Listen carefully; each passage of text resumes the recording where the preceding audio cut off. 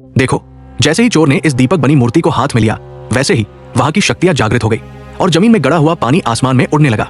कई सालों पूर्व आसमान से एक सितारा टूट के हरिपुर नाम के गांव में आकर गिरता है। वहां के राजा उस टूटे सितारों को जमीन से निकाल के अपने साम्राज्य के सबसे उत्तम लोहार के हाथों एक मूर्ति बनाता है। उस मूर्ति में कुछ गुप्त धातु मिलाकर उसे जागृत करते हैं, जिससे वो मूर्ति पंचमहाभूत पर काबू कर सकती थी।